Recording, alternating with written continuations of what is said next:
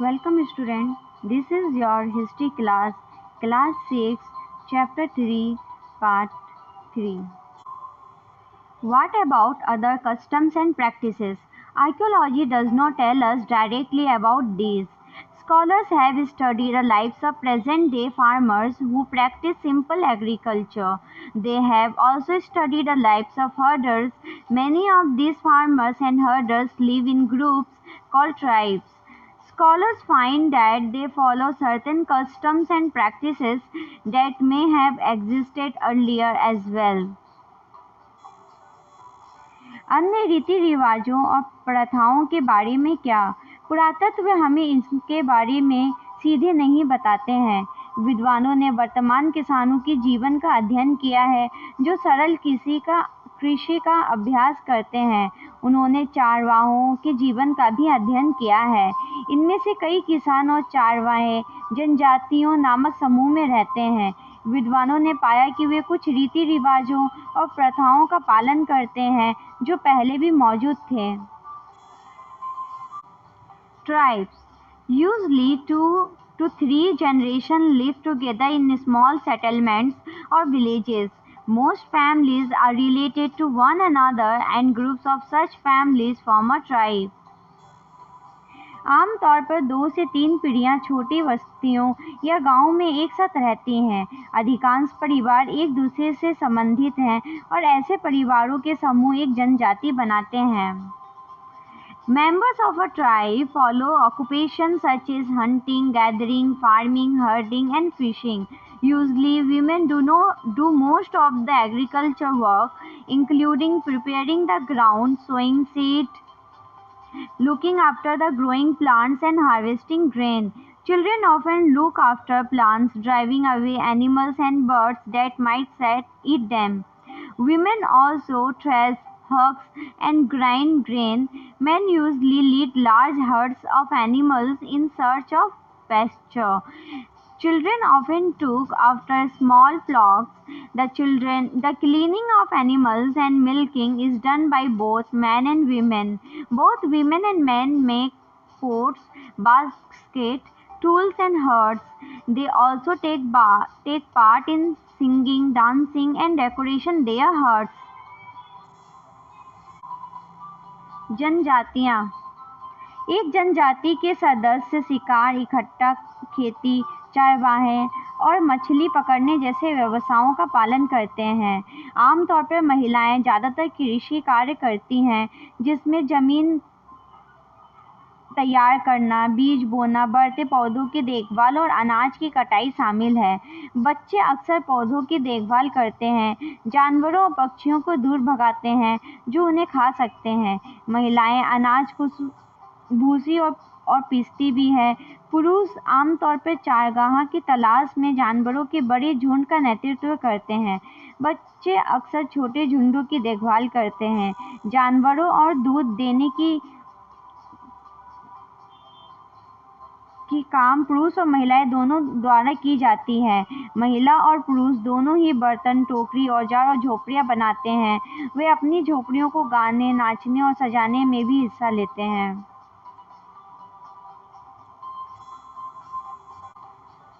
Some men are regarded as leaders. They may be old and experienced or young, brave warriors or priests. Old women are respected for their wisdom and experience. Tribes have rich and unique culture traditions, including their own language, music, stories, and paintings. They also have their own gods and goddesses. What makes tribe different from many other societies you will be studying about is that land, forest, grassland, and water are regarded as the wealth of the entire tribe, and everybody shares and uses these together. There are no sharp difference between the rich and the poor. कुछ पुरुषों को नेता माना जाता है। वे बूढ़े और अनुभवी या युवा, बहादुर योद्धा या पुजारी हो सकते हैं। बूढ़ी महिलाओं को उनके ज्ञान और अनुभव के लिए सम्मानित किया जाता है। जनजातियों की समृद्धि और अनूठी संस्कृति परंपराएं हैं जिनमें उनकी अपनी भाषा, संगीत, कहानियाँ और पेंटिंग शामिल है। उनके अपने देवी देवता भी हैं। जनजातियों को कई अन्य समाजों से अलग बनाता है, जिनके बारे में आप पढ़ रहे होंगे कि भूमि, जल, घास के मैदान और पानी की पूरी जनजाति का धन माना जाता है और हर कोई इन्हें साझा करता है और उपयोग करता है। अमीर और गरीब के बीच कोई तेज अंतर नहीं होता है।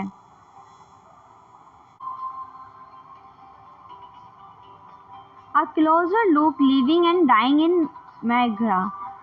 Find Meghra on map 2. This site is located in a fertile plain near the Bolen Pass, which is one of the most important routes into Iran. Marga was probably one of the places where women and men learned to grow barley and wheat and rear sheep and goats for the first time in this area.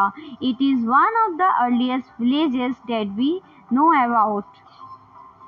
मानचित्र 2 में मेहरगढ़ ढूंढो।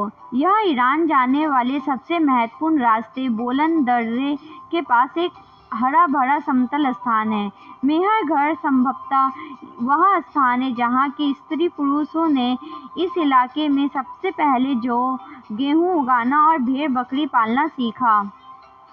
Archaeologists who excavated the site found evidence of many kinds of animal bone from the earliest level.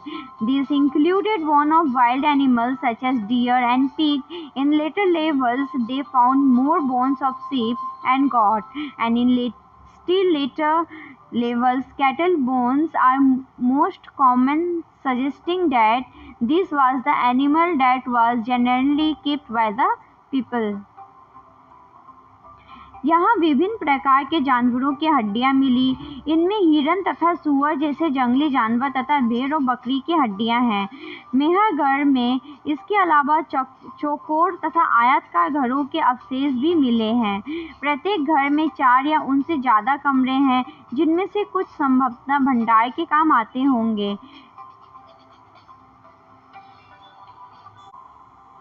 Other finds at Mehergarh include remains of square and rectangle houses. Each house had 4 or more compartments, some of which may have been used for storage. When people die, their relatives and friends generally pay respect to them. People look after them, perhaps in the belief that there is some form of life after death. Burial is one such arrangement. Several burial sites have been found at Mehergarh. In one instance, the dead person was buried with goats, which were probably meant to serve as food in the next world. मृत्यु के बाद सामान्यतः मृतक के सगे संबंधी उनके प्रति सम्मान जताते हैं। लोगों की आस्था है कि मृत्यु के बाद भी जीवन होता है, इसलिए कब्रों में मृतकों के साथ कुछ सामान भी रखे जाते थे। मेहरगढ़ में ऐसी कई कब्रें मिली हैं जब एक कब्र में एक मृतक के साथ एक बकरी को भी दफनाया गया था। संभवतः इसे परलोक में मृतक के खाने के लिए रखा गया होगा।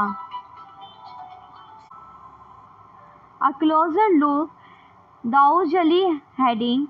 Find Daujali heading on map 2. This is a site on the hills near the Brahmaputra Valley, close to route leading into China and Myanmar. Here, stone tools, including mortars and pestles, have been found. This indicates that people were probably growing grain and preparing food for it. Other finds include Zedit, a stone that may have been brought from China. Also common are finds of tool made of fossil wood, ancient wood that has hardened into stone and pottery. दाऊजली heading मानचित्र पर दाऊजली heading का पता लगाइए। यह एक ब्रह्मपुत्र घाटी के पास की पहाड़ियों पर साइट चीन और म्यांमार में जाने वाले मार्गों के करीब यह मोर्टार और मूसल सहित पत्थर के औजार मिले हैं। ये इंगित करते हैं कि लोग संभवतः अनाज उगा रहे थे और उनसे भोजन तैयार कर रहे थे। अन्य खोजों में जेडाइट एक पत्थर शामिल है जिसे चीन से लाया गया था। आम भी जीवाश्म लकड़ी और मिट्टी के बर्तन से बने औजार भी पाए जाते हैं। Elsewhere, find Turkey in your atlas. One of the most famous Neolithic sites, Kettlehue, was found in Turkey. Several things were brought from great distance, flying from Syria, cowries from the Red Sea, shells from the Mediterranean Sea, and used in the settlement.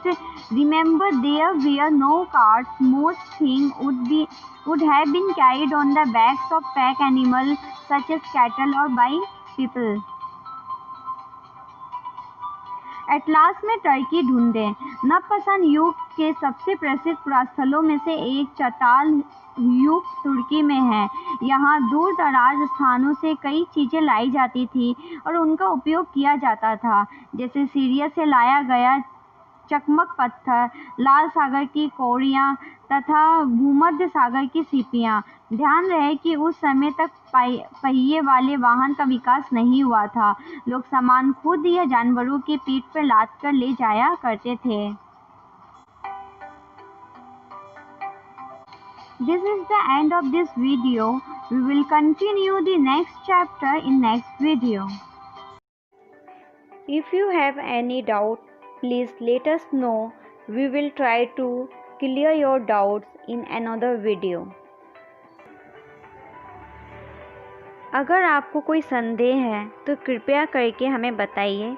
हम अगले video में आपके संदेह को दूर करने का प्रयास करेंगे।